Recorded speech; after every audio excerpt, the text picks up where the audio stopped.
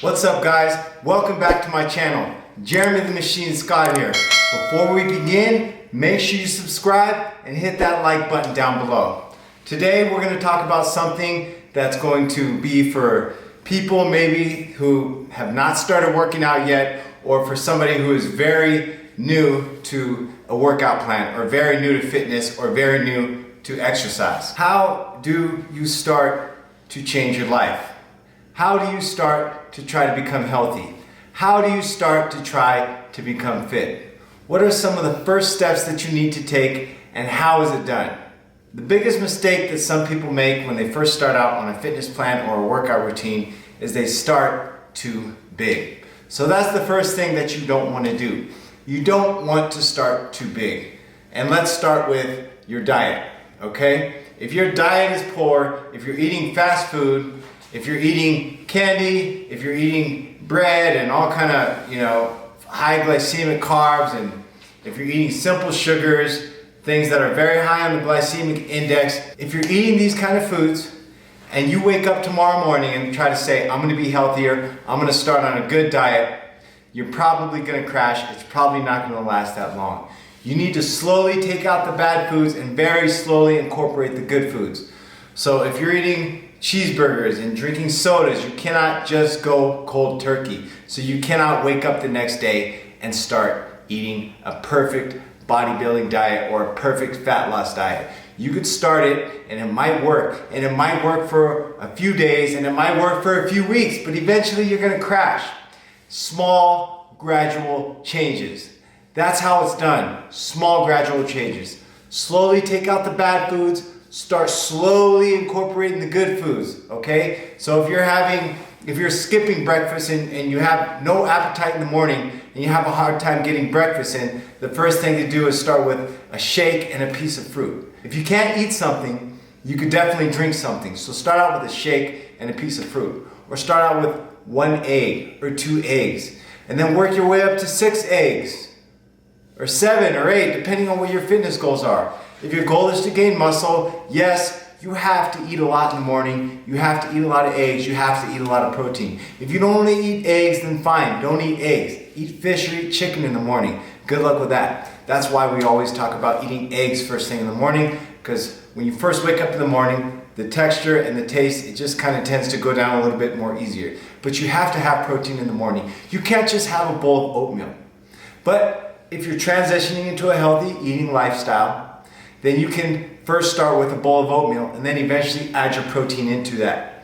Have your eggs and your oatmeal, or your egg whites and your oatmeal, or your protein shake and your oatmeal. So you have your protein and your carbs. You don't want to just have carbohydrates by themselves for breakfast. You want to have a good combination of protein and carbs. Small, gradual changes with the eating habits. If you eat 1 time a day, if you eat 1 big meal a day, which is very common, 1 or 2 big meals per day, don't start out tomorrow morning eating 6 meals a day, 7 meals a day. Don't wake up tomorrow morning trying to copy Jay Cutler's diet or Ronnie Coleman's diet. If you eat 2 meals a day, let's start with baby steps. Let's increase it to 3 meals per day. And then eventually, when you get used to and adapt to that, 4 meals per day, 5 meals per day, 6 meals per day. You can go up to 8 meals per day, depending on how serious you are and how much you want your body to transform and how much you want your body to change. So those are the baby steps that you want to take with your diet if you're just starting out on a fitness plan. Let's talk about resistance training. If you're doing no resistance training, or if you're barely doing resistance training, you want to start out gradual, okay? Your first few workouts in the gym should only take you about 30 to 45 minutes. So you want to start out with a low volume, a little bit of sets, and a lot of reps. So anywhere from 25 to 30 reps, because you want to work on stability and muscular endurance. If you're doing a weight and you're doing 20, 25, 30 reps, 15 reps, if you're doing high reps, that's a key indicator that you're not going too heavy and you're using the right type of muscle fibers.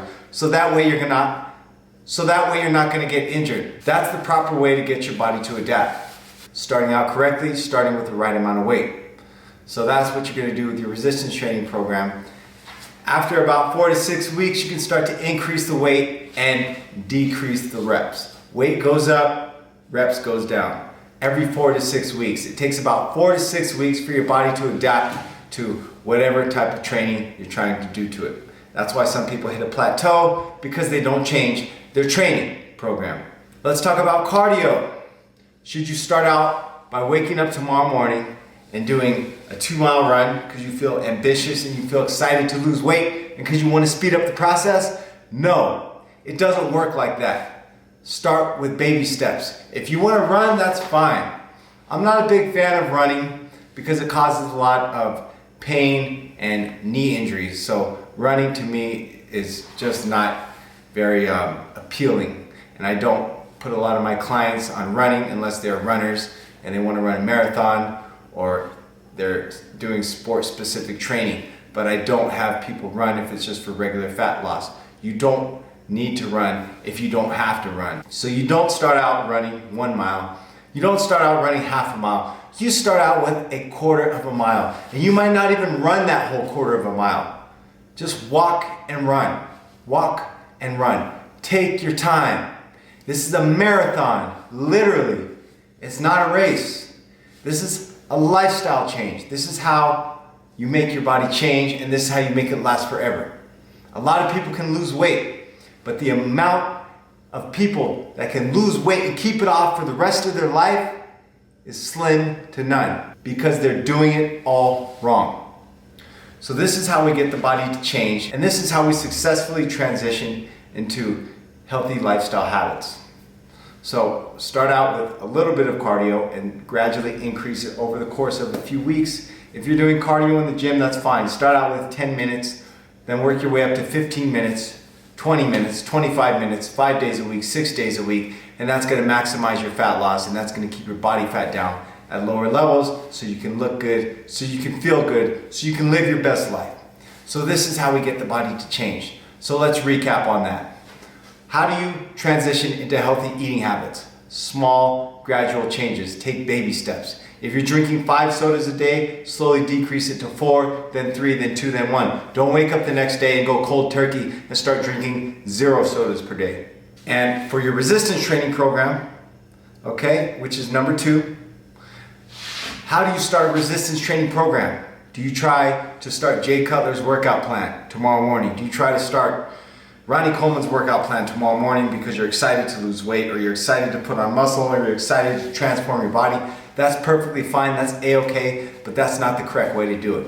You want to slowly transition into that. You want to start out with anywhere between 2 to 3 sets and stick with start anywhere from 15 to 25. You can do even 30 reps if you want. Lighter weights, small, gradual changes. Take your time, be patient. Once again, it's a marathon, not a race. Remember that. You cannot speed up this process. If you try to speed and rush this process, you will fail. It happens all the time.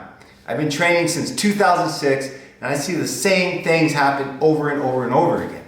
So if you want to successfully start to create a healthy lifestyle for yourself, to be better, to change, to feel better, to look better, this is how it has to be done.